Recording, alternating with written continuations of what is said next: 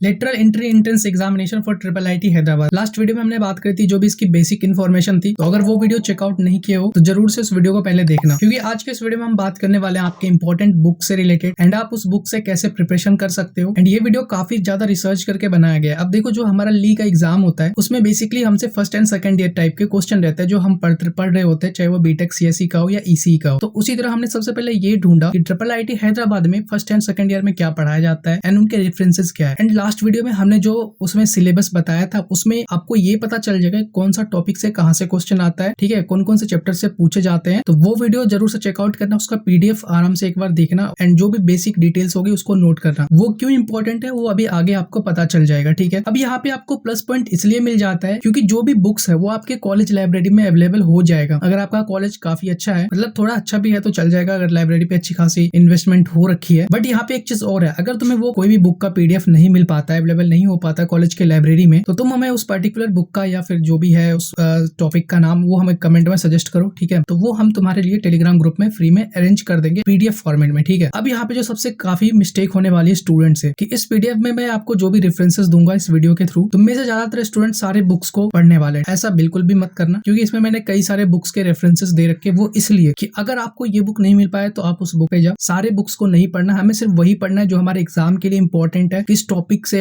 कहाँ से क्वेश्चन आते हैं वो आपको किस बुक में मिलेगा, सिर्फ उसी के लिए पढ़ना है। हो सकता है आपको एक तरह के बहुत सारे बुक्स मिल जाए जिसमें सेम टॉपिक हो, सेम चैप्टर्स हो, तो हमें बस उस बुक को रेफरेंस लेना है जहाँ पे हर एक चीज काफी मतलब इजिली वे में समझाया गया हो, ठीक है। तो इस चीज का हमेशा ध्यान रखना। सुनो, अब हम आते हैं सिलेबस एंड रेफरेंसेस पे, ठीक है। सबसे पहले देखो, अगर आप सीएसई के लिए जाना चाहते हो दैट मीन्स आपको मिलेगा CSD dual degree programme 5 years का। तो इसमें जो सबसे पहला टॉपिक है हमारा डिस्क्रीट स्ट्रक्चर। इसमें आपके ये 6 बुक्स अवेलेबल है रेफरेंसेस के लिए। अब डिस्क्रीट स्ट्रक्चर में क्या क्या पूछे जाता है वो आपको लास्ट वाले वीडियो के पीडीएफ में मिलेगा कि सिलेबस में कहां से क्वेश्चन आते हैं। तो इनमें से कोई भी बुक अगर आपको आपके लाइब्रेरी में मिल रहा है तो आराम से जाओ, अगर नहीं मिल रहा है तो हमें कमेंट में बताओ। दूसरा है इंट्रोडक्शन टू आईओटी। इसके बारे में थोड़ा बहुत पढ़ना है, ठीक है, ऊपर ऊपर से सारी चीजें इन्फॉर्मेशन लेनी है, पूरा डिटेल में नहीं जाना है। दूसरा हो गया इंट्रोडक्शन टू सॉफ्टवेयर सिस्टम। इसके ये 4 बुक्स अवेलेबल है, ठीक है। तो यहाँ से आप अपना प्रिपरेशन कर सकते हो। मोस्ट इंपोर्टेंट आपको ये भी समझना है, अगर ये सारे टॉपिक्स आप जिस पर्टिकुलर कॉलेज में हो वहां पे आपके एकेडमिक्स में अवेलेबल है तो उसको तब तक के लिए छोड़ दो, ठीक है। फर्स्ट सेकंड ईयर देख लो, अगर कोई भी इनमें से टॉपिक अगर अवेलेबल है आपके कोर्स स्ट्रक्चर में, करिकुलम में, तो उस टॉपिक को फिलहाल के लिए वहां छोड़ दो। जब आपका टॉपिक स्टार्ट होगा तब पढ़ना, ठीक है। तब तक के लिए आप बाकी सारी चीजें कर सकते हो। फोर्थ है कंप्यूटर सिस्टम एंड ऑर्गेनाइजेशन। इसके ये 3 सारे रेफरेंस बुक्स हैं। फिफ्थ है डेटा एप्लीकेशन। इसके भी 2 बुक्स हैं रेफरेंसेस के लिए। ऑटोमेटा थ्योरी है। एल्गोरिथम एनालिसिस एंड डिजाइन है। इसके ये सारे कुछ टॉपिक्स है, ठीक है। अगर इस कोर्स से रिलेटेड या इस टॉपिक से रिलेटेड आपको बुक्स नहीं मिल पाते हैं आपके कॉलेज में तो आप कहीं से मतलब, ठीक है, यूट्यूब से अगर कहीं भी है या फिर इंटरनेट पे कोई आर्टिकल है तो वहां से पढ़ सकते हो। ये सारे टॉपिक्स है इसके, basic graph algorithm, greedy algorithm, divide and conquer, dynamic programming, ये सारी चीजें हैं, ठीक है। तो इन सारे टॉपिक्स को कर सकते हो, टॉपिक बाय टॉपिक पढ़ सकते हो। अगर कोई आर्टिकल भी मिल जाए तो इनफ है। नेक्स्ट है operating system and networks. 9th है एम्बेडेड सिस्टम। इसको भी थोड़ा बेसिक वे में ही जानना है, पूरा डिटेल में नहीं जाना है। मे भी हो सकता है इस टाइप के क्वेश्चन, ठीक है, जो मतलब बेसिक चीजें होती है वो आपको इंटरव्यू में पूछ दिया जाए। नेक्स्ट है design and analysis software system. And last topic है सीएसई में मशीन डेटा एंड लर्निंग। तो ये भी आपको थोड़ा थोड़ा पढ़ना है। एंड इसके रेफरेंसेस बुक ये दो बुक है, ठीक है। अब नेक्स्ट है ईसी के लिए। सीएसई के लिए हमने जान लिया। तो ईसी में क्या है, सबसे पहला है आपका नेटवर्क सिग्नल्स एंड सिस्टम। इसके लिए ये 3 बुक्स रेफरेंस किए गए हैं। देन आपका प्रोबेबिलिटी एंड रैंडम प्रोसेस है, ठीक है, ये डिफरेंट टॉपिक है। इसके लिए 4 रेफरेंस बुक है। थर्ड टॉपिक है एनालॉग इलेक्ट्रॉनिक सर्किट। फोर्थ है इंट्रो टू प्रोसेसर आर्किटेक्चर। इसके लिए 2 बुक्स हैं। इनमें से कोई भी अगर एक बुक मिल जाए तो वहां से पढ़ो, ठीक है। जरूरी नहीं है कि आप सारे बुक्स अवेलेबल करा, इसके 2 है, इसके 2 है, इसके 4 है, वो सारे बुक्स पढ़ रहे हो, ऐसा बिल्कुल भी मत करना। अब यहाँ पे तुम सोच रहे हो तो भैया अगर एक ही बुक से करना है तो आप इतने सारे रेफरेंसेस क्यों दे रहे हो। देखो, इसका एक वजह है क्योंकि हो सकता है आपके कॉलेज लाइब्रेरी में सारे बुक्स अवेलेबल ना हो, किसी कॉलेज में ये बुक्स अवेलेबल हो, किसी में दूसरा बुक्स अवेलेबल हो, इसीलिए, ठीक है। सो नेक्स्ट टॉपिक है हमारा इन्फॉर्मेशन एंड कम्युनिकेशन। 6th है सिग्नल प्रोसेसिंग। 7th है सिस्टम थिंकिंग एंड 8th है वीएलएसआई डिजाइन एंड लास्ट है इसी में कम्युनिकेशन थ्योरी, ठीक है। तो ये सारे बुक्स हैं, इनके रेफरेंसेस यहाँ से आप पढ़ सकते हो। अब देखो, वो तो हो गया सीएसई या ईसी पर्टिकुलर सब्जेक्ट के लिए। नाउ मोस्ट इंपॉर्टेंट, इनमें से बहुत सारे ऐसे टॉपिक है जो आपको सीएसई में पूछे जाएंगे एंड ईसी में भी पूछे जाएंगे। एक तरह से आप कॉमन टॉपिक समझ लो, जिसमें से कुछ मैथ्स के हैं, कुछ प्रोग्रामिंग लैंग्वेज के हैं। सबसे पहले तो आपका हो गया रियल एनालिसिस, जिसमें आपका आता है real number, calculus, vector integration, ठीक है, इस तरह के क्वेश्चन आते हैं। कॉम्प्लेक्स नंबर हो गया, तो इसके लिए ये सारे बुक्स हैं जहां से आप पढ़ सकते हो। नेक्स्ट है लीनियर अलजेब्रा। इसके लिए ये सारे बुक्स हैं, ठीक है। एंड थर्ड है प्रोबेबिलिटी एंड स्टैटिक्स। एंड आपने वो ईसी में जो देखा था प्रोबेबिलिटी एंड रैंडम प्रोसेस, वो दूसरा टॉपिक है। नेक्स्ट है कंप्यूटर प्रोग्रामिंग। अब देखो, कंप्यूटर प्रोग्रामिंग में आपसे क्या क्या पूछे जाएंगे। अगर आपको बेसिक डिफरेंट लैंग्वेज के अगर आपके पास नॉलेज है तो कोई बात नहीं, वो आपके लिए प्लस पॉइंट ही होगा। अगर नहीं है तो तब भी भी कोई दिक्कत नहीं है, क्योंकि सी से आपका काम चल जाएगा अगर आपको सी लैंग्वेज अच्छे से आता है। ठीक है, साथ ही आपका डेटा स्ट्रक्चर एंड एल्गोरिथम हो गया। ठीक है, ये भी काफी ज्यादा इंपॉर्टेंट है, इसके लिए ये बुक्स इंपॉर्टेंट है। नेक्स्ट टॉपिक है digital system and micro controllers. ठीक है, जो शॉर्ट में डीएसएम के नाम से जाना जाता है, इसके लिए ये बुक्स है। एंड लास्ट जो मोस्ट इंपॉर्टेंट है जनरल एप्टीट्यूड। तो इसमें ये सारे हैं important, verbal, quant, research aptitude, जिसके लिए आप कैट का अगर पीवाईक्यूज करते हो तो मतलब इनफ है। ठीक है, बट आपका इन सारे टॉपिक से रिलेटेड होना चाहिए, कोई भी एक्स्ट्रा चीजें नहीं करनी है। जैसे ये जनरल एप्टीट्यूड हो गया, ये आप तब करना जब आप सेकंड ईयर में हो एंड आप एग्जाम देने जा रहे थे। 2025 में एग्जाम देने जा रहे हो तो एग्जाम के टाइम पे करना इस टॉपिक को, या 2026 में देने वाले हो तो 2026 के टाइम पे करना। ठीक है, 1-2 महीने पहले इस टॉपिक को स्टार्ट करना। अब इसके अलावा जो